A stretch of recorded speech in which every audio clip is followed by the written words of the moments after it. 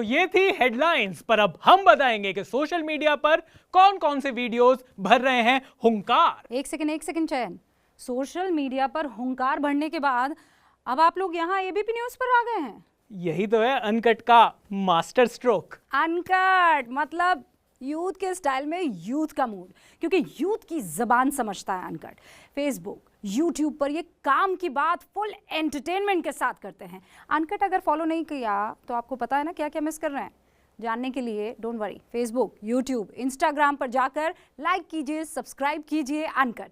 बाकी क्या क्या इस वीक सोशल मीडिया पर ट्रेंड कर रहा है कौन बताएगा? चयन और Priyanka.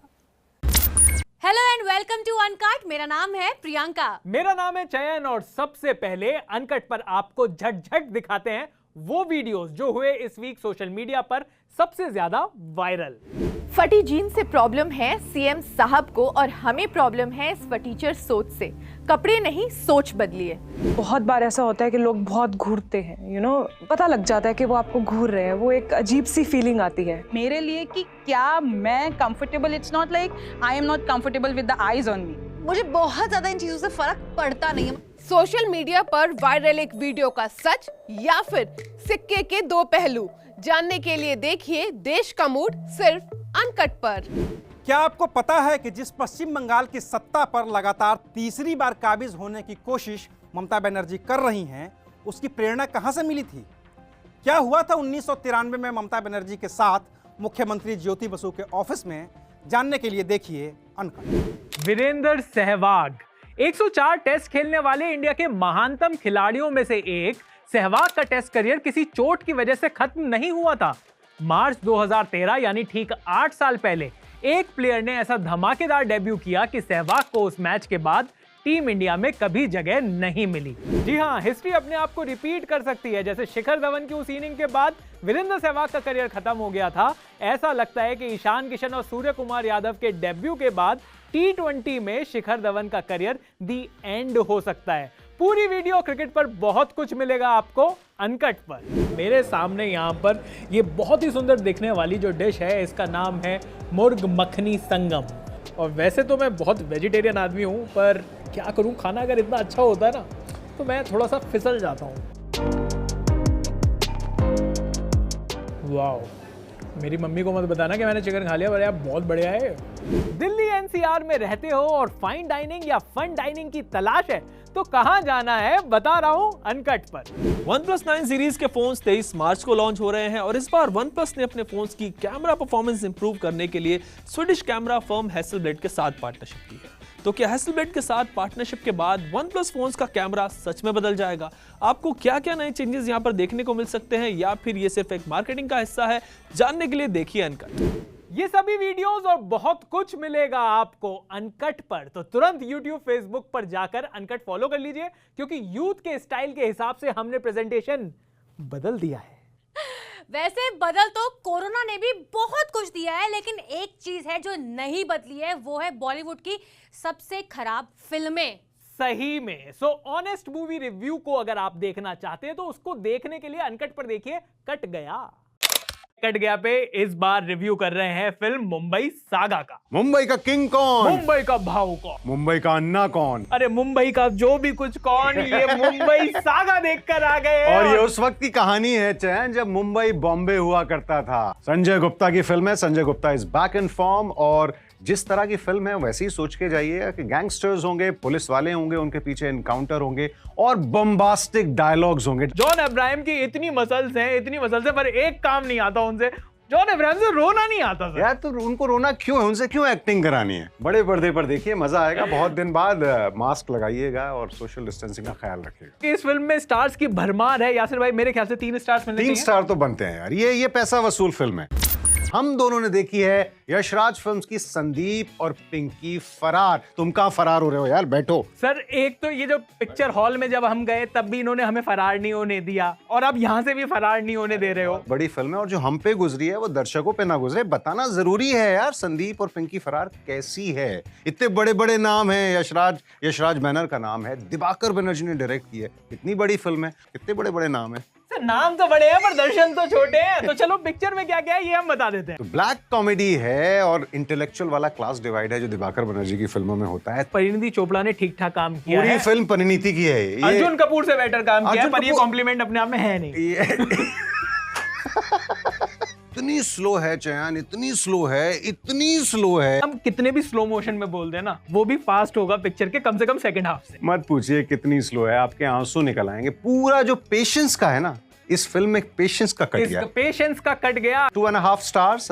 We expected something better out of Dibakar plus Yash Raj. 2.5 star for Sandeep and Pinky फरार। चयन, पिंकी का फरार होना तो काफी छोटी बात है, इससे कई बड़ा मुद्दा है अच्छे दिनों का गायब होना। चयन, अच्छे दिन कब आएंगे? अरे आएंगे, करण अर्जुन आ गए हैं तो अच्छे दिन भी आ जाएंगे। पर अभी के लिए आपको समझाते हैं विनिवेश, डिसइन्वेस्टमेंट। क्या होता है डिसइन्वेस्टमेंट और क्यों किया जाता है, खुद ही देख लीजिए।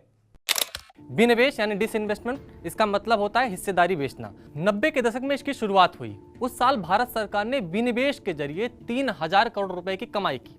90 के दशक में सबसे ज्यादा 1994-95 में 4843 करोड़ रुपए का डिसइन्वेस्टमेंट हुआ। 90 के दशक में कुल मिलाकर 18482 करोड़ रुपए का से ज्यादा का डिसइन्वेस्टमेंट हुआ।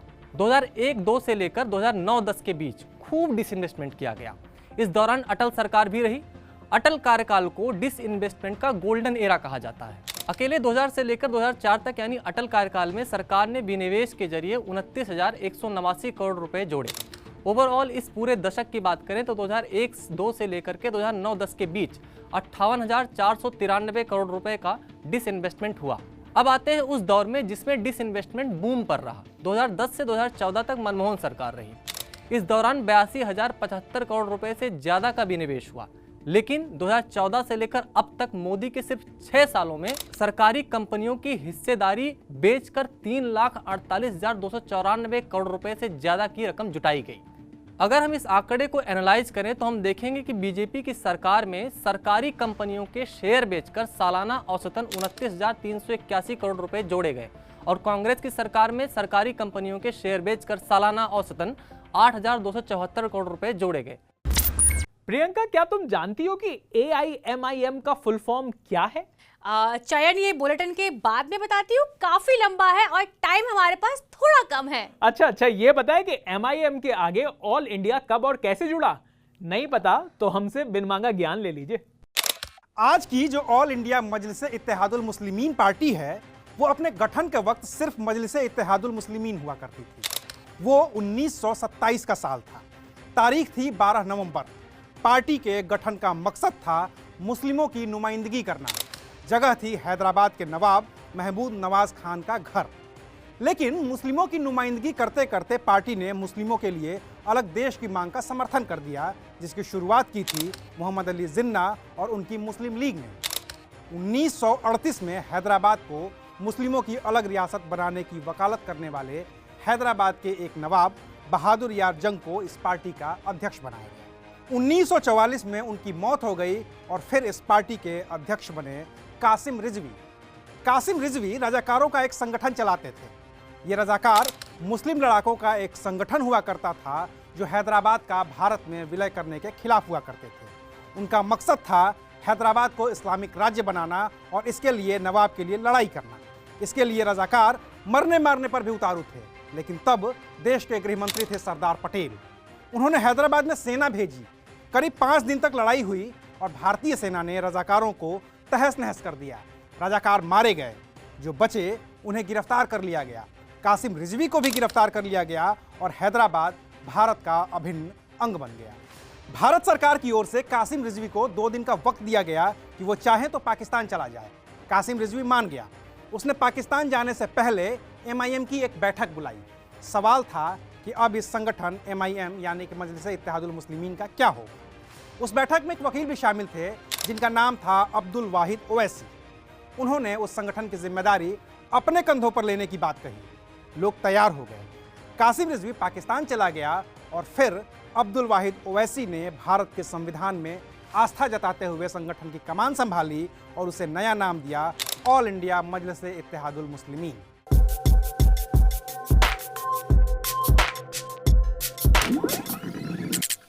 हम ब्रेक से वापस आ गए हैं। अब आप भी अपने फोन को सांस लेने के लिए थोड़ा सा ब्रेक दे दीजिए भाई।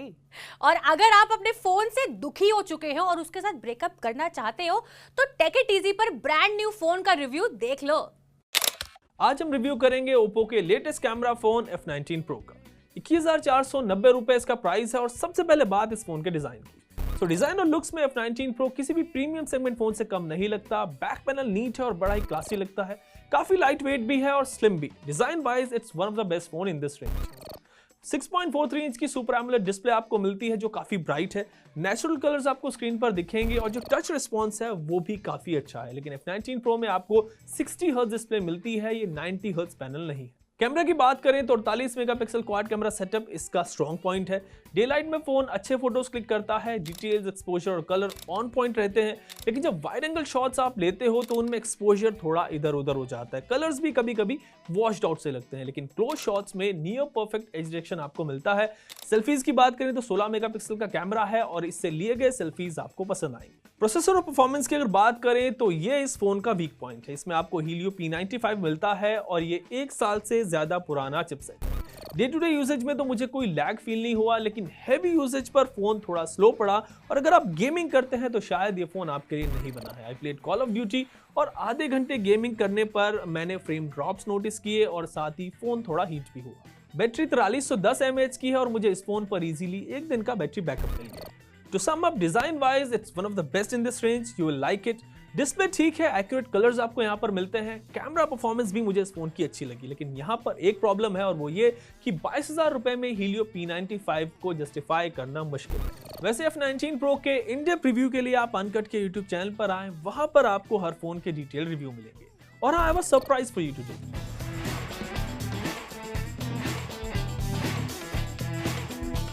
Vivo X60 Pro 25 मार्च को ये फोन लॉन्च हो रहा है। That's how it looks. इसका फुल रिव्यू भी आपको सबसे पहले अनकट पर ही मिलेगा। वैसे चैन फोन सिलेक्ट करना ना काफी ज्यादा चैलेंजिंग है, पर अनकट पर हम फूड चैलेंज भी लेते हैं। जिसको ये मोहतरमा फूड चैलेंज कह रही है उसे सिंपल लैंग्वेज में वैसे डिसअपॉइंटमेंट कहते हैं। पूरा दिन दिमाग खाने वाली हमारी कलीग्स क्या 2 मिनट में 2 बर्गर खा पाई? आप खुद ही देख लो।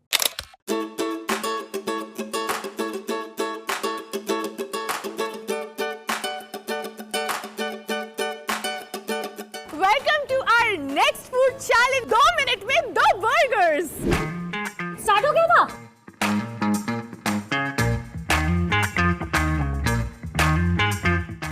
मम्मा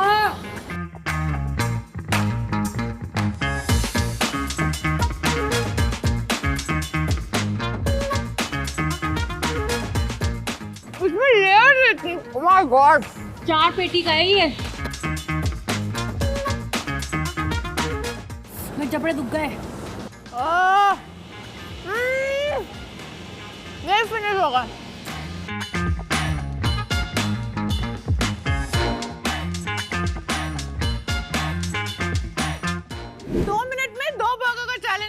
एक भी नहीं खा पाए। अनकट के टीवी बुलेटिन में बस इतना ही। इससे ज्यादा आपको मिलेगा अनकट के YouTube, Facebook और Instagram पेज पर। तो बस फिर हर संडे रात 10:30 बजे का अलार्म लगा लीजिए झटपट। और बेहतरीन कंटेंट के लिए देखते रहिए क्या अनकट।